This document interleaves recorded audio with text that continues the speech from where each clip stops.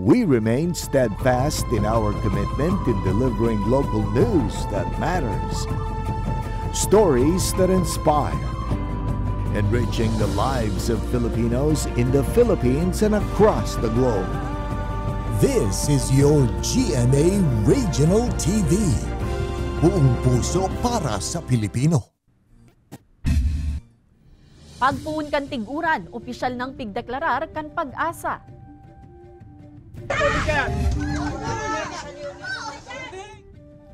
Residensya sa Naga City natumtum nin kalayo. Asin, 99 anyos na lola bida sa Santa Cruzan sa Legazpi City. Ini ang GMA Regional TV Balitang Bicolandia.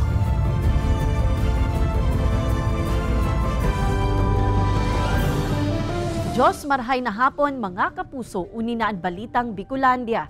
Hatud miyan pinakadarakula asin pinakabagong mga bareta sa Kabikolan. Kami ang tropa nin katotohanan, mahatud nin mga baretang mayong pikikilingan, mayo nin pigpoprotehiran. Live hali digdi sa GMA Complex sa Naga City, ako po si Kate Dalavieres. Pag-asa opisyal ng pigdeklarar ang pagpuon kan tiguran sa enterong nasyon.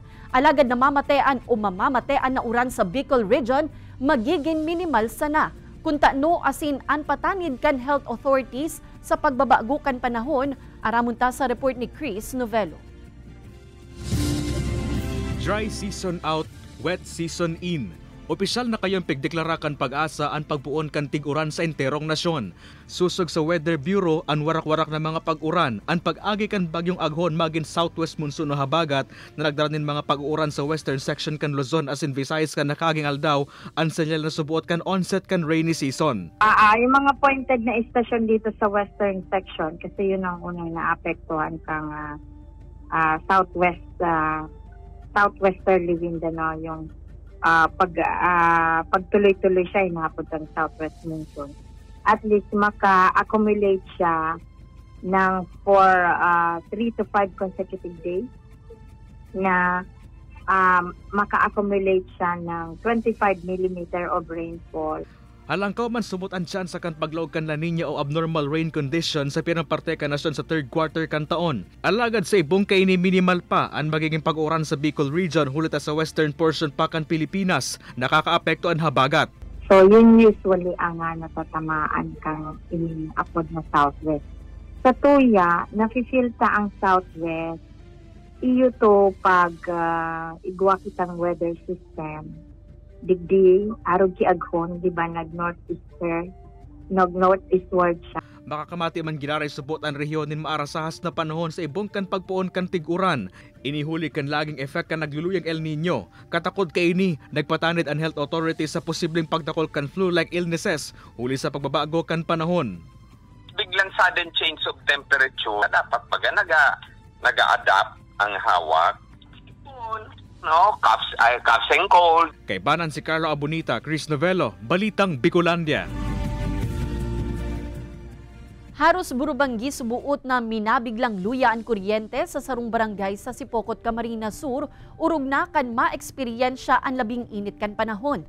Ang ibang residente agrangay ang pagkaraot na kan pirang appliances huli sa pag-fluctuate kan kuryente. Ang paliwanag kan Kasureko 1 sa bagay na ini, iyahatod live ni Jessica Kalinog. Jessica?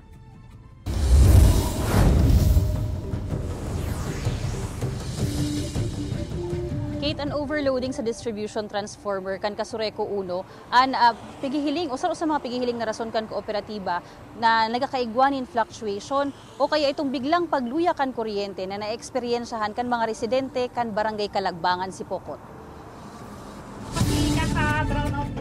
Nag-uopresir nin printing services ang 37 anyos na si Jester kan barangay Kalagbangan, Sipocot, Camarines Sur. Igwa pa siya nin baking business. Alagad ang kuryente sa saindang lugar, minabigla ang luya, urog na tuyong banggi, kayaan sa iyang paghanap buhay, apektadong maray. Pag nagfa-fluctuate, humihina, namamatay ang aircon, namamatay ang CPU.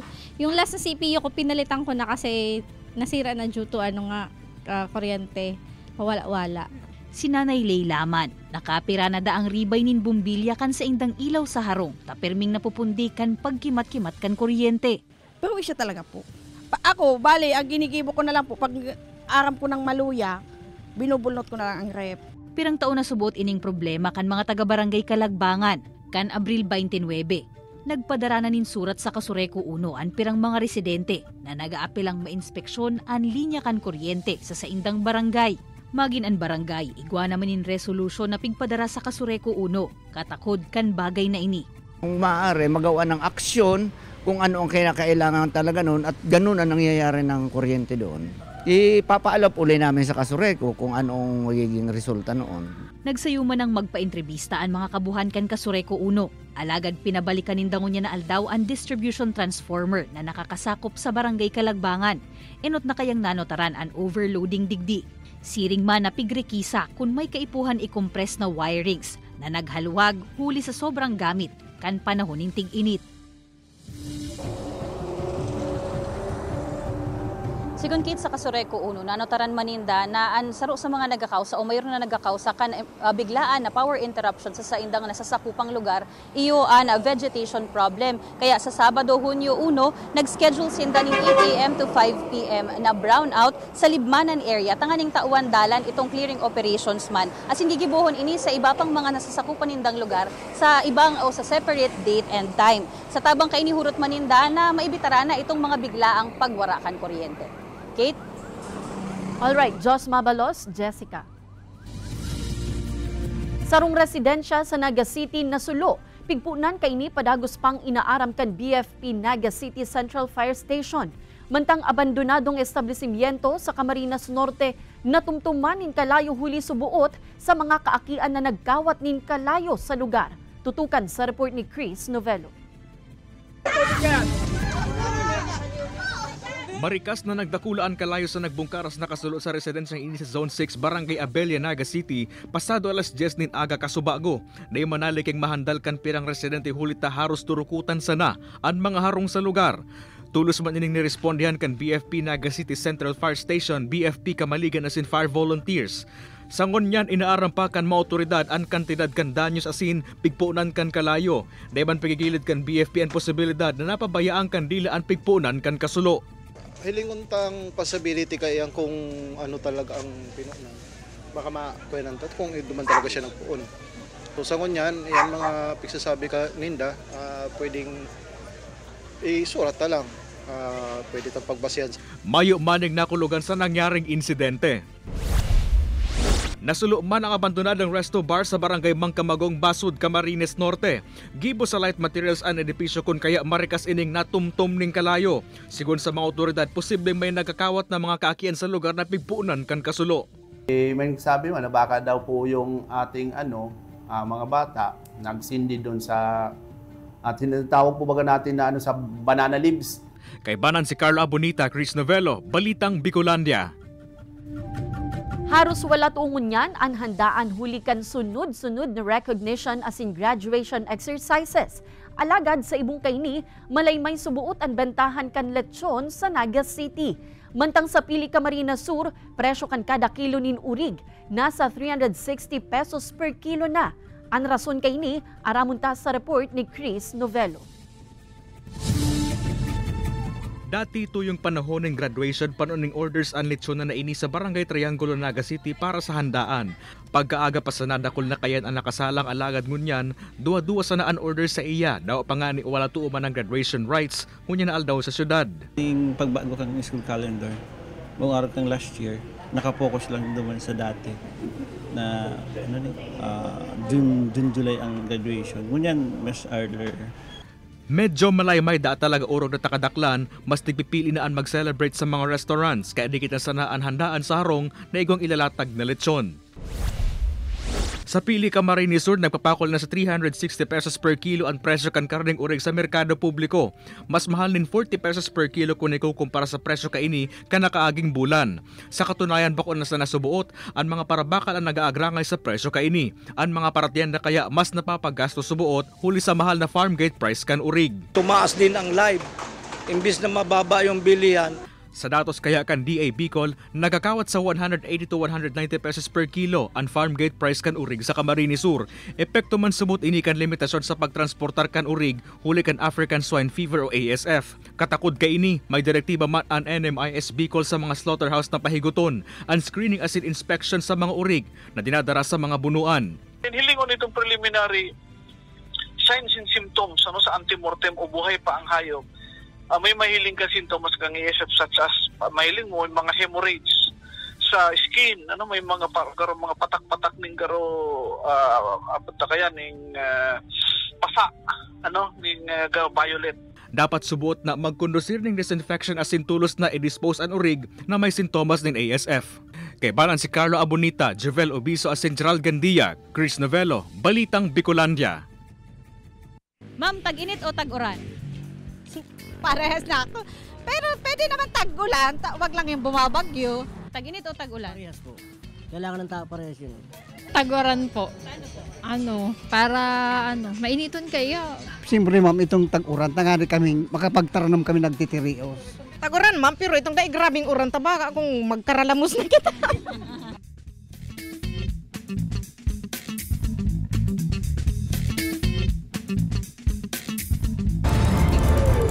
Ini ang GMA Regional TV Balitang Bicolandia.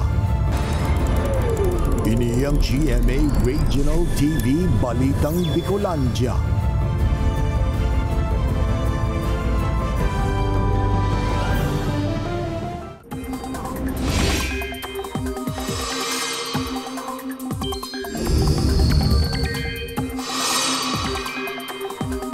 Mga kapuso, mayo ng bagyo sa Laugkan Philippine Area of Responsibility.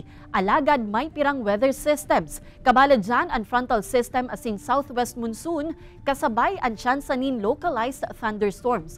Kasud pigdeklarar na po kan pag-asa ang opisyal na pagpuon kan tig-uran.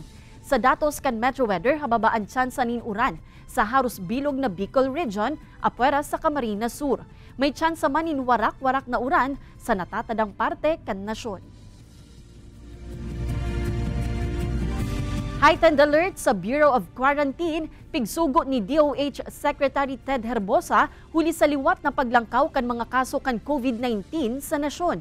Alagad supply kan COVID-19 vaccines, di nasubuot available nationwide sigun sa DOH Bicol. Ang detalye kan baretang yan, iyahatod ni Jessica Calinog. Kan Mayo 24, pigluwas kan Bureau of Quarantine and Bureau Memorandum No. 2024-48 na nagsasairarom kan gabos na quarantine stations asin iba pang imbweltong ahensya sa heightened alert status. Inisusog sa direktiba ni DOH Secretary Ted Herbosa kasabay kan paglakop kan flirt COVID, sub-variant ini kan Omicron asin bagong variant kan COVID-19. Pigpapatutukan ang gabos na entry points kan mga bisita na hali sa mga nasyon kung saan na-detect ang nasambit na variant kan helang. If you look at our data, our Epidemiology Bureau, our utilization for hospitals are still very low for COVID-19. So hindi pa tayo tumataas. Although I'm watching the events unfold in Singapore because I think in Singapore has reported an increase in flirt. Not flirtations, but flirt the new variant of variant under monitoring. Pigtawan manin direktiba ang mga ospital asin doktor na mag-report kan resulta kan pigsasagibong antigen testing sa mga pasyente. Sa Bicol Medical Center, nasa 287 na mga individual ang pigsairarom sa COVID testing kan Enero. Como parte kan protocol kan ospital, 163 sa mga ini ang nagpositibo sa COVID-19. Paulit-ulit na sinasabi na COVID is here to stay. No? So kung iguaman pagtaas kang kaso, parte lang siya kang buhay kaning COVID-19 na ini. Magkakaigwa, mawawara, magkakaigwa, mawawara. So, alarming ba? Dai, no? Kasi siya sabi tanganin na pa man na exhaust ang resources kang healthcare system ta. Manageable man subuot ang COVID cases sa ngunyan. Alagad kaipuhan na maglikay man giraray. Obserbaran ang minimum public health standard. Siring kan pagsuot nin face mask asin pirming paghugas nin kamot. Kung ano ipapatupad, susunod na lang para makaiwas sa mahawaan ng COVID. Sa ngunyan, sigun sa DOH Bicol, mayo nin available na COVID-19 vaccine nationwide. Nasa gobyerno nasyonal daan call para sa procurement kaini. Mientras tanto, pighirasman kan BMC ang dapit sa indang telemedicine program kung sa libreng tigo-opresir ang surgery, pediatric, internal medicine asin iba pang serbisyo medikal. Kaibanan si Jovel Obiso, Jessica Kalinog, Balitang Bicolandia. Man iba-ibang armas, mga magazine, asin mga bala, yan ang nadukayan kan mga otoridad na nakatago sa nakatalbong na drum sa dating kuta kan mga rebeldeng grupo sa Barangay Tablon, Uwas, Albay. Sigun sa 9th Infantry Division kan Philippine Army, posibleng ipigtago ang mga armas huli sa indang limitado ng puwersa, darakan sunod-sunod na pagsuko, pagkaaresto asin pagkagadan sa enkwentro kan sa indang mga lider asin miyembro. Anado kayang mga armas, dakulang kabawasan man sa huma kan terorismo sa rehiyon. Ipig-turn over na sa kapulisan para sa verification ang mga nadukayang gamit, tanganing masusog kun kiisay, nakarehistro asin kun an mga ini nagamit sa krimen sa nakalihis na mga panahon. Yan na yung halos nangyayari doon sa, hindi lang dito sa Bicol region, pati na rin sa iba't ibang lugar dito sa bansa natin. Kasi dahil na rin siguro sa wala na silang tao, wala na rin suporta at wala na rin halos direksyon kasi yung mga leaders nila nakuhuli naman na natin.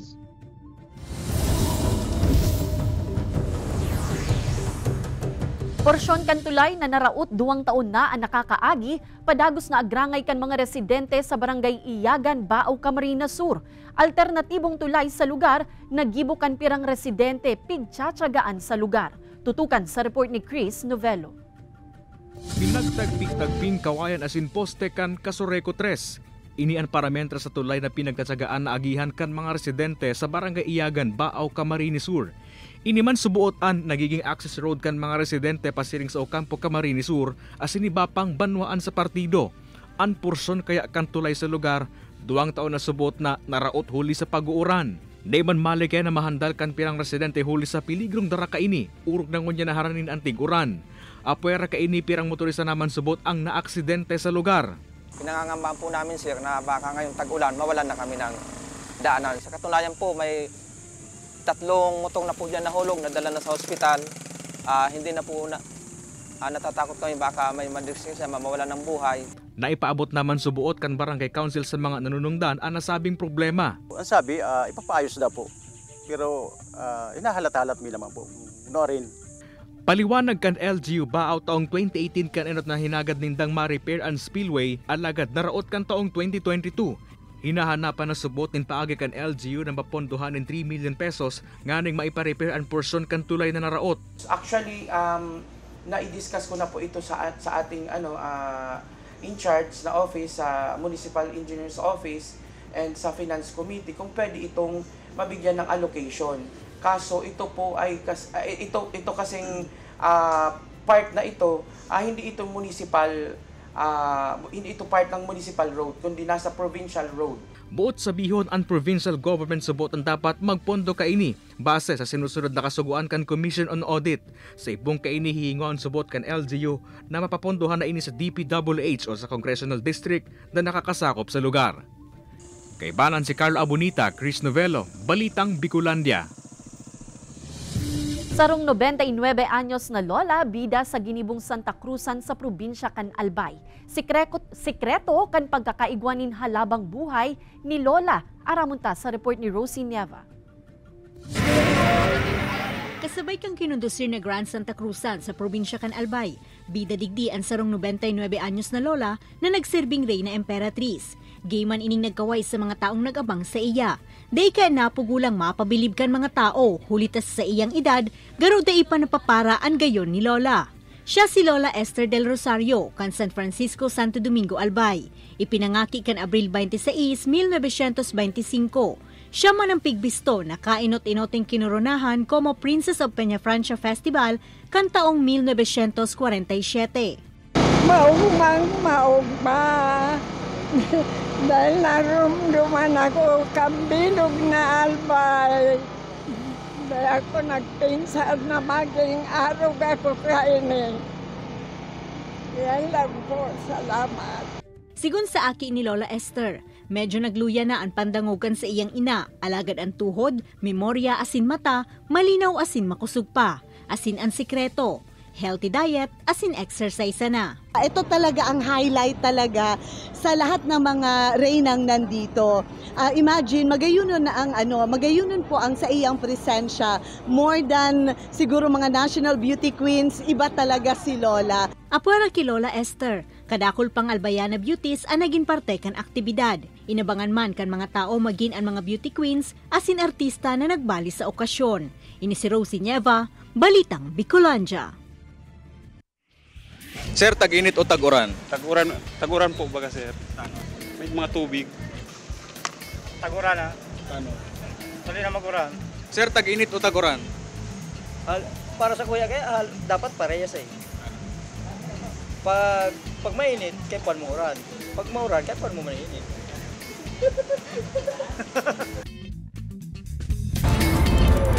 Ini ang GMA Regional TV Balitang Bicolandia. Ini ang GMA Regional TV Balitang Bicolandia.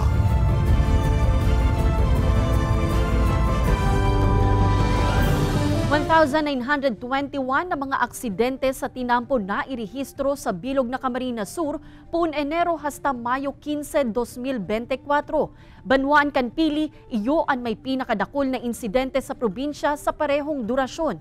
Ang interbensyon kan lokal na gobyerno tanganing malikayan na ang mga aksidente. Aramon ta sa espesyal na pagtutok ni Jessica Calinog.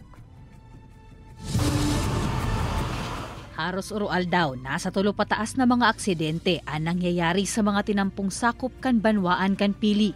Ang porsyon na ini kan pili Municipal Police Station, haros mapano na nin mga motorsiklo na anas imbuelto sa aksidente sa tinampo. Ang ibangani kan nakaaging taon pa subuot na impound.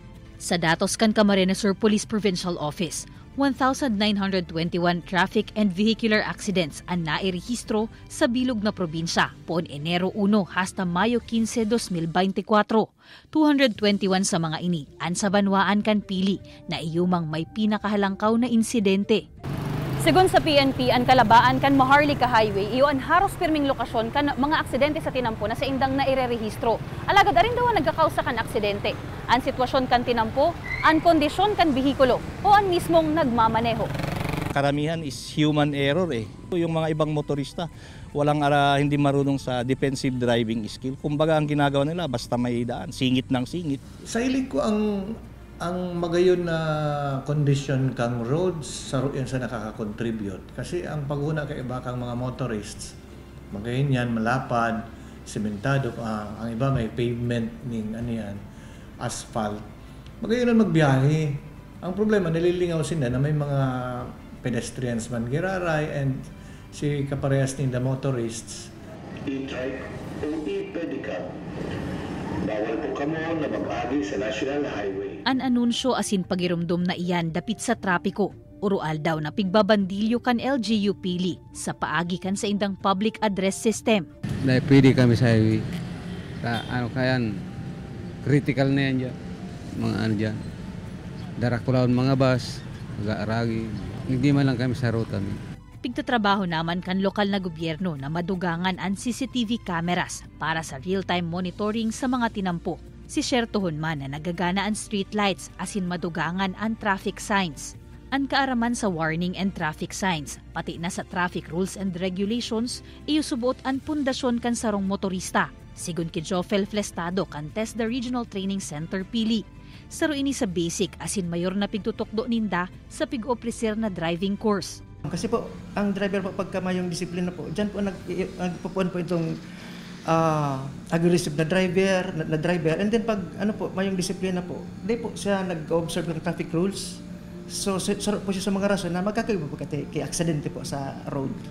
Paurutrong pigsasabi, pigpapagirumdom asin piga-abiso kan mga otoridad, ang pag-obserbar kan blow bagets, pagrekisa kung nasa maray na kondisyon ang lulunadang bihikulo, pati na ang kondisyon kan mamaneho.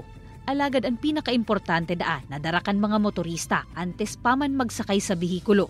Iyo ang disiplina, asin kortesiya sa mga pedestrian, asin kapwa motorista. Kaibanan si Gerald Gandia, Jessica Calinog, Balitang Bicolandia. Nagliwanag huli sa kalayuan porsyon na ini kan kaduduutan sa Barangay Triangulo, Naga City, Kasubanggi. Ini makalihi sa nagbungkaras na grass fire sa lugar.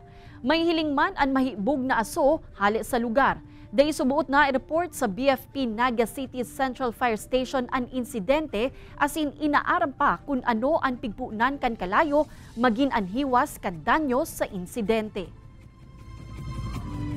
Sa sarong social media post, pigpatanida ni Goa Mayor Marcel Pan ang mga courier company na nag-ooperate sa saindang banwaan.